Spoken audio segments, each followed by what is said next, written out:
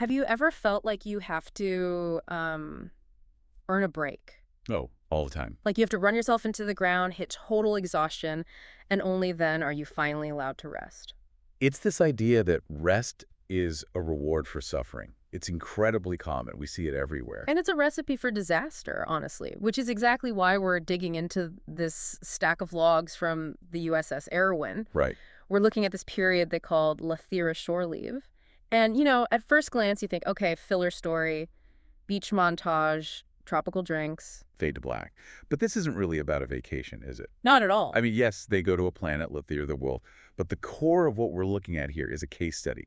It's about high-stakes leadership, the psychology of transition, And how a crew moves from, survival mode to living mode. and how a command team manages that shift without the whole system just falling apart. Because that transition can be, well, it can be violent sometimes. You can't just flip a switch from battle stations to margaritas. You really can't. And we get to see the messy side of Starfleet here, the stuff that usually gets edited out. We've got anxiety, imposter syndrome, the captain singing under a pseudonym. And a surprisingly complex feline ecosystem. I cannot wait to get to the cats. The cats are actually more relevant to the ship's morale than you'd think. But we can get to Mittens and Bailey later. Okay. Let's start at the top then. Captain's ready room. We've got Captain Sabrina Corbin, Senior Chief Merrick, and the MWR Director Alura Ryn. Morale, welfare, and recreation. Right. And they're planning this shore leave, and Corbin just drops this philosophy that sounds, I don't know, a little idealistic. It sounds idealistic, Mm. but it's deeply pragmatic. She's looking at her crew, a young crew that's seen a lot of trauma, and she knows they're just waiting for permission to crash. So she says, rest is not a reward for damage done. It is maintenance to prevent damage. And that's the key. Then she says, if we only allow breathing after the damage is done, we are already behind. Okay, but let me play devil's advocate for a second. In a high-stakes organization like Starfleet, can you really afford preventative maintenance when the galaxy's on fire? That's the tension, right? But what's the alternative, the reactive model? You burn out, you have a breakdown, then we'll give you time off. Right. Corbin's saying that's a failure of leadership. She's treating rest like engine maintenance. You don't wait for the warp core to breach to change the coolant. That makes sense. But here's where she really puts it into practice. She doesn't just order the crew to rest. No. She announces that she is taking time off. Personally, why is that so important? Why not just, slip away quietly? It's all about signaling. Her senior chief, Merrick, he gets it immediately. He calls it leadership, not permission. If the captain never leaves the bridge, then nobody else feels like they can either.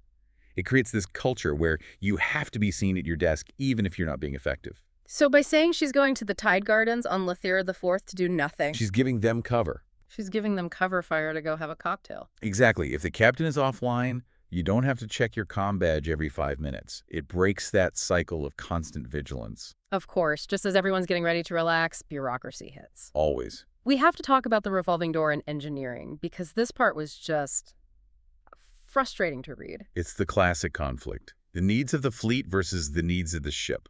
So Lieutenant Lelina Evans, she's the chief engineer. She's done a fantastic job stabilizing the Arawyn.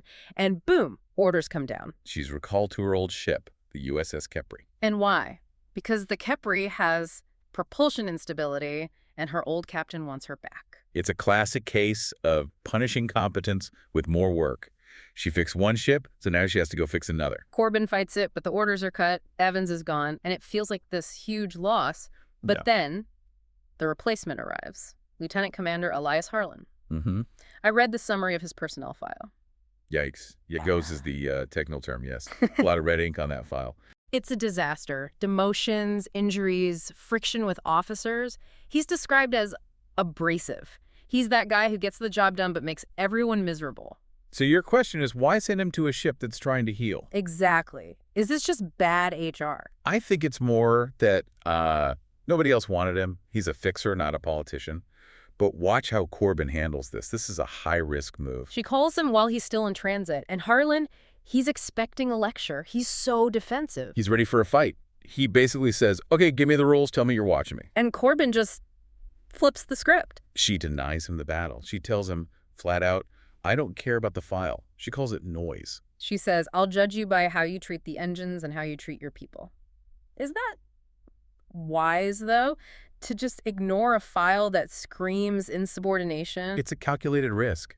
Think about Harlan's psychology. He walks into every room with this massive chip on his shoulder, expecting to be judged. So that defensiveness is what causes the problems. Probably half of them.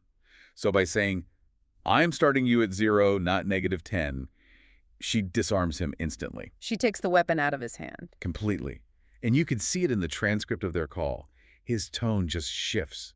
In 30 seconds, he goes from skeptical to, well, cautiously respectful. She won his loyalty before he even beamed aboard. It's brilliant. Risky, but brilliant.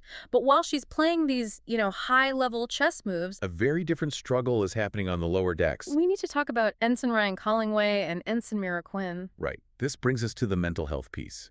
We have these logs from a counseling session with Dr. Chris Emerson.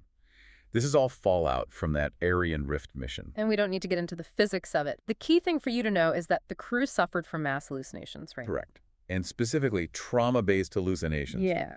This is where you see the difference between the ship being safe and the crew being safe. Ship is fine.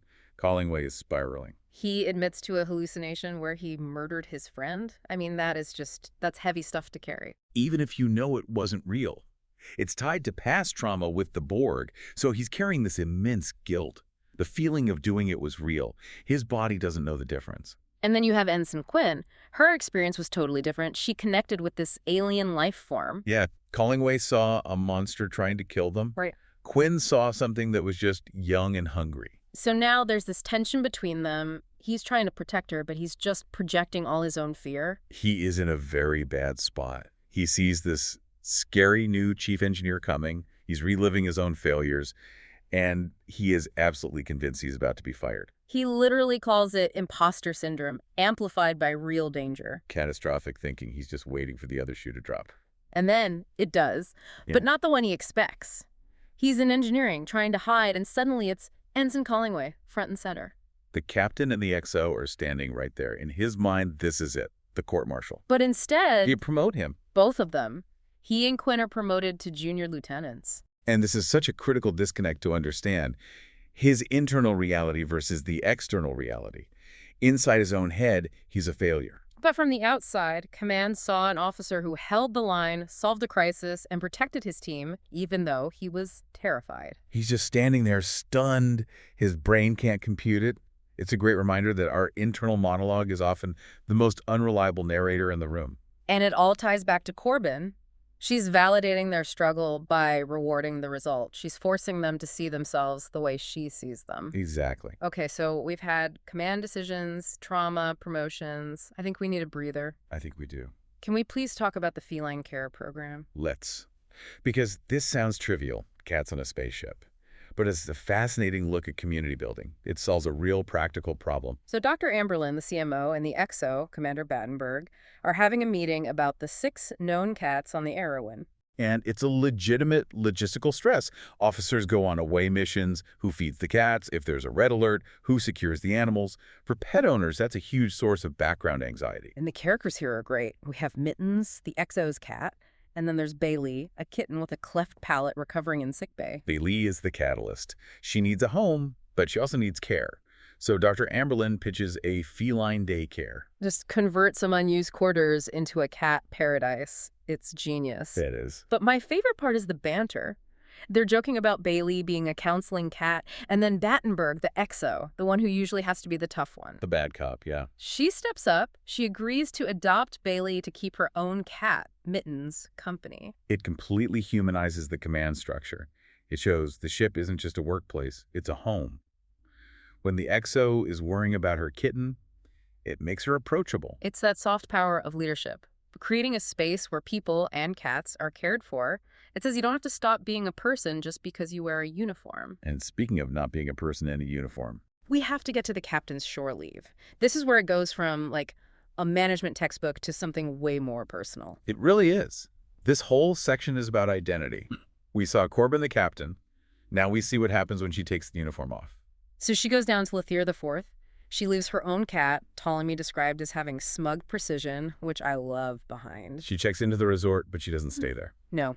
She sheds the whole persona, puts on a blue dress, uses the name June, and goes to a local open mic night. And she sings. The captain sings. Isn't that risky? What if a crew member saw her? Maybe that's part of it. But look at how she sings. Precisely. She hits all the notes. It's still controlled, but it's vulnerable. It's performance without being in charge of anyone's safety. And that's where she meets Evan. An agricultural teacher. Grounded. He works with the soil, and, crucially, he has no idea who she is. He likes her because she's June, and he asks her out, but not to the fancy resort. No. He invites her to Kestrel Reach. And the description is key here. The Tide Gardens resort is polished, perfect, artificial. Kestrel Reach is the real colony. It's gritty, older, dusty. It's where the work happens. So why does she say yes? She could have just stayed by the pool. Because the resort is too much like the ship. It's a managed, controlled environment. And her entire life is managing variables. Kestrel Reach is messy. It's real. And Evan is a connection to something that doesn't require her to be Captain Corbin. She wants authenticity. She spends all day being the center of the decision. With him, she just gets to be a person named June. It's funny, it mirrors the advice she gave Harlan. She told him to ignore the noise of his file. And here she is, ignoring the noise of her own rank. Finding out who she is when she isn't giving orders. So, pulling this all together, we've looked at this one wake. What's the big picture? Why should we care about this shore leave? I think the takeaway is that a high-performing team doesn't function because of technology. It functions because of emotional intelligence. Think about the chain of events. Corbin validates rest to stop burnout. Right. Then she validates a so-called problem employee by focusing on his potential, not his reputation. Then the command team validates Collingway and Quinn by seeing past their anxiety to their competence. And finally, the captain validates herself. She steps away from the role entirely to recharge as June. It's a system of permission. Permission to rest, to start over. To be human. Exactly. A machine breaks if you run it at 100% all the time. But a team is organic. It needs these cycles. Corbin gets that. If she doesn't make space for the human stuff, the cats, the anxiety, the romance, the Starfleet stuff will just collapse. It's a powerful lesson. You can't command a ship if you don't care for the people flying it. And you can't care for the people if you don't care for yourself. That is a fantastic place to land. So here's our final thought for you to chew on. We saw Captain Corbin become June to recharge. She had to literally change her name to find that space. So the question for you is, who do you have to be when you take off your uniform, whatever that looks like in your life? And are you giving that person enough air to breathe? If you don't know the answer, maybe it's time to book your own trip to the Tide Gardens. Or maybe, even better, Kestrel Reach. Thanks for diving in with us. Until next time.